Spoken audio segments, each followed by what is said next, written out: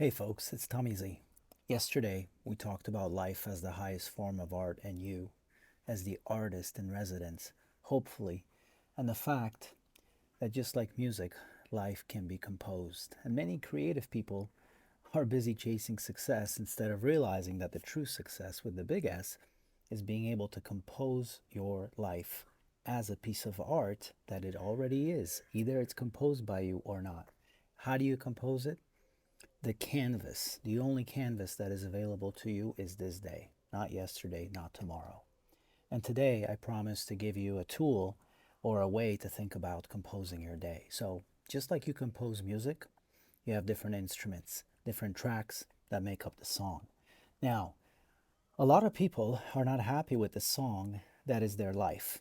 They wake up one day and they realize, whose song have I been playing? Whose composition have I been playing? I've been chasing other people's ideas of success. I've been um, constantly reacting instead of creating my own vision of what my composition should look like.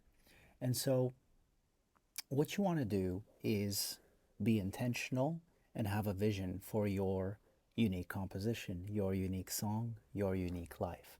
And I have found that there are seven instruments or seven tracks or seven frequencies that you need in this composition. Okay? And this is universal. It's the same for everyone.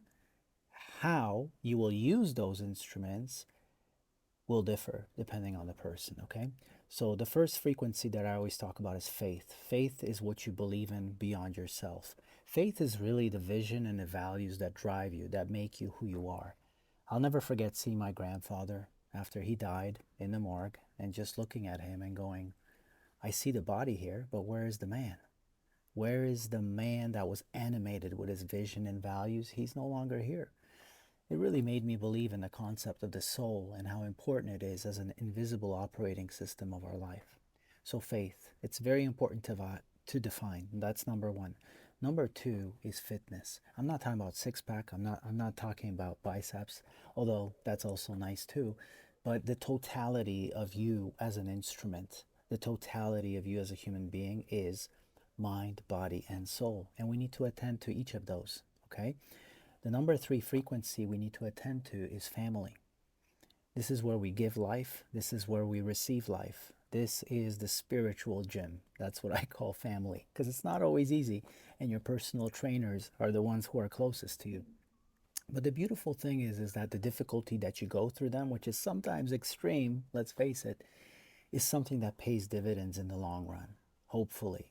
Hopefully, it's something that actually gives back into the relationship. The conflicts, the difficulties, right? So they're definitely the worthwhile kind of difficulties.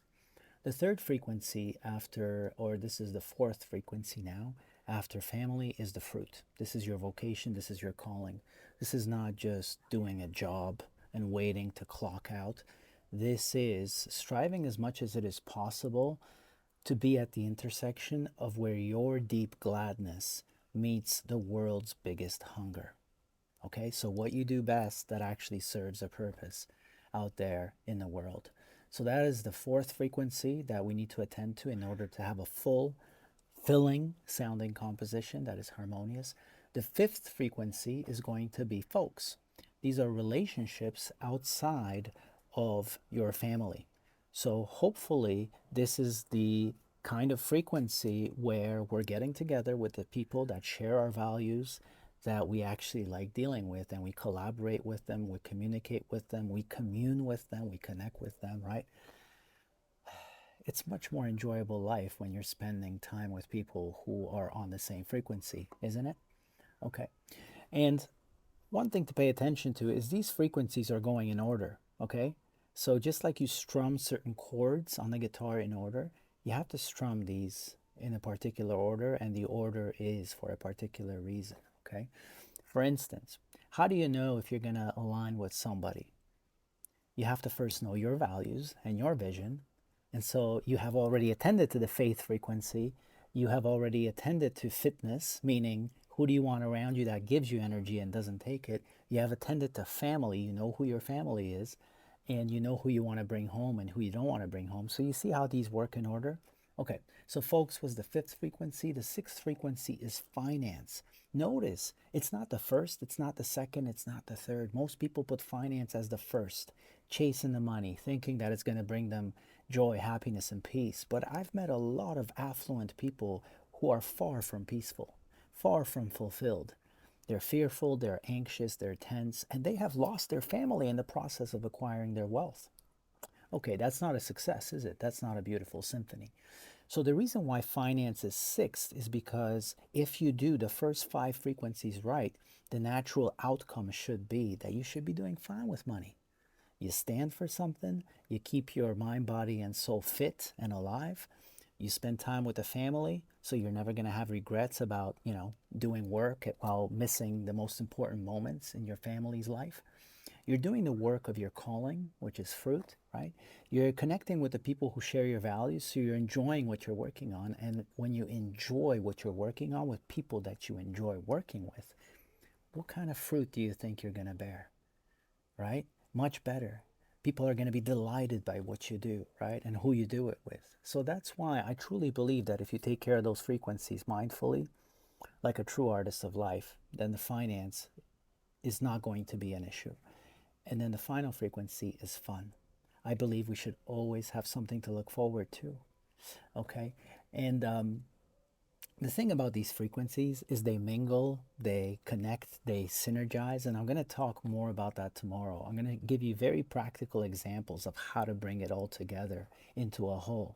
But the idea is that you should try to inject the fun frequency into everything you do. How can you make faith more fun so that you don't actually resist meditation, you don't resist the prayer? How do you make fitness more fun? Maybe listen to an audiobook while you go for a walk. That sounds fun. How do you make family more fun? What kind of games can you think of that will have you looking forward to spending time with the family? How can you make work fun? Even when you do what you love, there are things about it that you may not love. Sending emails, admin, bookkeeping, whatever. How can you make it more fun? So do you see how now we have the seven frequencies? They make up the entire life pretty much and every essential area of life. And now the trick, my friends, is to ask yourself two things. Number one, what is my ideal vision for each of these frequencies? In one sentence. In one sentence. Who are you in that frequency, ideally? Number two, the anti-vision. Who do I not want to be in each of these frequencies? And then number three, I want you to think of the smallest possible action that you can do every single day in that frequency. And by small, I mean stupidly small, insanely small. Something, in fact, that will take you 30 seconds and that you can do right now. So that you can try this exercise right now and perform a 30-second simple rhythm in each of the frequencies. And at the end of those 7 30-second rhythms, guess what? Congratulations. You have just attended to the whole of the canvas, to the whole of your life. And if you repeat those rhythms, composed consciously and repeat it every single day, your days are going to compound into a decade and into a destiny that you'll certainly be proud of when you have to hear it at your funeral. Why? Because it will be your composition.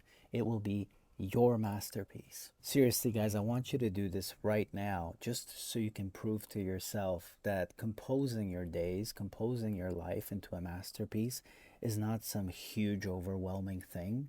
It's just a matter of creating small rhythms, really small actions in each of these seven frequencies. And as a way of proving it to yourself, I want you to do this right now. A 30-second action in each of these. 30-second prayer, 30 seconds of push-ups or sit-ups or whatever. 30 seconds of giving a hug to your spouse or to your kids. 30 seconds of writing down 3 ideas of what you really want to do with your life as work. 30 seconds to send a message to a long-lost friend. 30 seconds to check your account balances. 30 seconds to watch your favorite comedian on YouTube and have a good laugh. You've just taken care of your whole life. And if you just repeated these rhythms every single day, they're going to compound naturally into an inevitable, harmonious, fulfilling masterpiece that will be your life. I'll tell you one more beautiful practice tomorrow that really makes this powerful. And again, it's very simple. Easy to do, easy not to do. I'll see you tomorrow.